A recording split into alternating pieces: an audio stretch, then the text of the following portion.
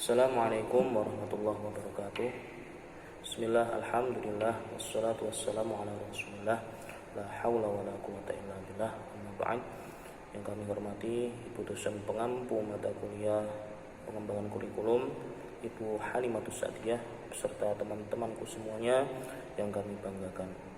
Yang pertama-tama, marilah kita panjatkan puja serta puji syukur kita atas kehadirat Allah Subhanahu wa taala, yang mana pada kesempatan pagi hari ini kita masih diberikan kesehatan walafiat sehingga kita semuanya bisa mengikuti perkuliahan pagi hari ini dengan semangat, dengan penuh optimis. Meskipun kita tidak dipertemukan secara tatap muka atau secara langsung, semoga tidak menyurutkan niat kita dalam belajar dan terus belajar. Amin. Dua kalinya sholawat serta salam semoga tercurahkan kepada Nabi kita, Nabi Muhammad Sallallahu Alaihi Wasallam. Semoga kelak di yaumil akhir kita mendapatkan syafaatnya. Amin amin ya rabbal alamin. Langsung saja kita melanjutkan dari kelompok 3, yang mana nanti kita akan membahas mengenai faktor dan prinsip dalam perkembangan kurikulum. Adapun poin-poinnya, yakni nanti itu yang pertama adalah faktor yang mempengaruhi perkembangan kurikulum itu apa, serta prinsip-prinsip dari perkembangan kurikulum itu apa. Nah, untuk poin yang pertama ini nanti ada 3 bagian. Yang pertama adalah perguruan tinggi, dan yang kedua itu adalah masyarakat, dan yang ketiga adalah sistem nilai. Adapun untuk prinsip-prinsipnya nanti untuk pembagiannya yakni adalah prinsip umum beserta prinsip khusus. Kita membahas poin yang pertama yakni perguruan tinggi. Andil dari perguruan tinggi ini memberikan 2 pengaruh terhadap kurikulum sekolah. Adapun yang pertama dilihat dari segi pengembangan ilmu, pengetahuan, dan teknologi yang dikembangkan di perguruan tinggi umum. Pengetahuan dan teknologi banyak memberikan sumbangsih bagi isi perkembangan daripada kurikulum serta proses dari pembelajarannya. Adapun mengenai jenis pengetahuan yang dikembangkan di perguruan tinggi akan mempengaruhi isi pelajaran yang akan dikembangkan dalam kurikulum nantinya. Sedangkan mengenai perkembangan teknologi, selain menjadi isi daripada kurikulum, juga mendukung pengembangan alat bantu dan media pendidikan. Itu yang pertama. Untuk yang pembagian kedua mengenai perguruan tinggi, yakni dilihat dari segi pengembangan ilmu pendidikan dan keguruan serta penyiapan guru-guru, yakni lembaga pendidikan tenaga kependidikan atau bisa yang disingkat dari menjadi LPTK, yakni tadi kepanjangannya lembaga pendidikan dan tenaga kependidikan, seperti halnya IKIP, FKIP, STKIP. Nah, seperti itu.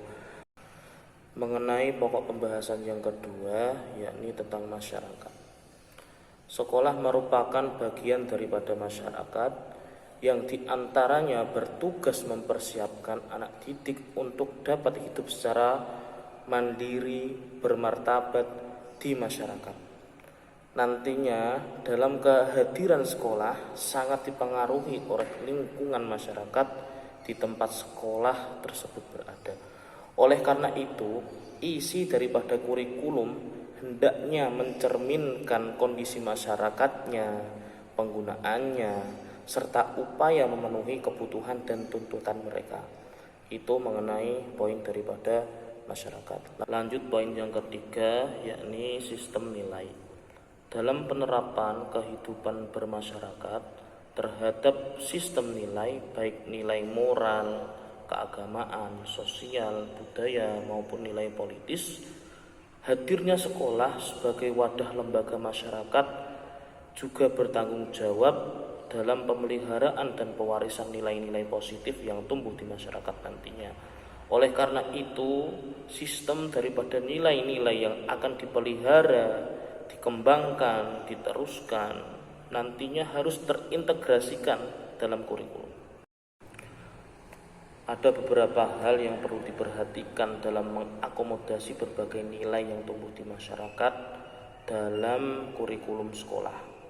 Di antaranya yang pertama yakni mengetahui, melihat dan memperhatikan sekitar lingkungan nantinya beserta semua nilai-nilai yang ada di masyarakat itu apa. Yang kedua yakni berpegang teguh pada prinsip demokratis, etis serta moral. Dan yang ketiga, berusaha menjadi dirinya sebagai teladan yang patut untuk dicontoh dan patut untuk ditiru. Yang keempat, yakni menghargai nilai-nilai kelompok lain.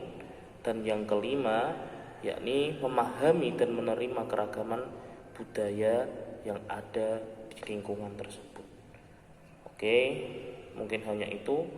Lanjut mengenai poin yang kedua, poin B, yakni prinsip yang nantinya materinya akan disampaikan oleh rekan saya, Arif. Selanjutnya adalah prinsip yang mempengaruhi dalam pengembangan kurikulum, dibagi menjadi dua, yaitu prinsip umum dan prinsip khusus. Prinsip umum yang pertama yaitu prinsip relevansi. Prinsip relevansi mempunyai makna bahwa kompetensi yang dimiliki siswa harus sesuai dengan kebutuhan masyarakat.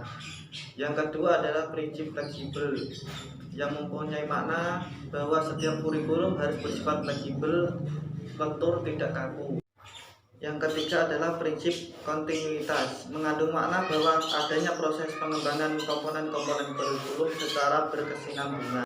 Yang keempat adalah prinsip kepraktisan, yaitu prinsip yang bersifat praktis, mengandung makna bahwa serangkaian kegiatan pengembangan kurikulum mudah diikuti dan dilaksanakan.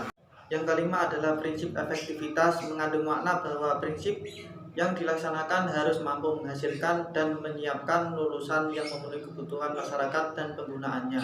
Selanjutnya adalah prinsip khusus. Prinsip khusus dibagi menjadi 5. Yang pertama yaitu prinsip yang berkaitan dengan tujuan pendidikan, bahwa pembentukan kurikulum harus berdasarkan pada tujuan pendidikan, baik dalam jangka pendek, menengah maupun jangka panjang. Selanjutnya yang kedua adalah prinsip yang berkaitan dengan isi pendidikan, yaitu pemilih isi pendidikan harus mempertimbangkan penjabaran tujuan pendidikan ke dalam kemampuan hasil belajar. Yang ketiga adalah prinsip yang berkaitan dengan pemilihan proses belajar mengajar, yaitu metode belajar mengajar setidaknya harus menyesuaikan materi yang diajarkan oleh siswa. Yang keempat adalah prinsip yang berkaitan dengan media atau alat pembelajaran. Tentunya pemilihan alat peraga dalam proses pembelajaran memiliki fungsi yang lebih dalam proses penyerapan materi oleh siswa. Yang kelima adalah prinsip yang berkaitan dengan kegiatan penilaian. Dalam setiap kurikulum pasti memiliki metode dalam pemberian nilai, karena nilai tersebut merupakan sangat penting dan dinantikan oleh siswa. Sekian presentasi dari kami. Apabila ada kekurangan dan kesalahan dari kami kelompok 3, minta maaf yang sebesar-besarnya. Wabillahi taufiq wal hidayah. Wassalamualaikum warahmatullahi wabarakatuh.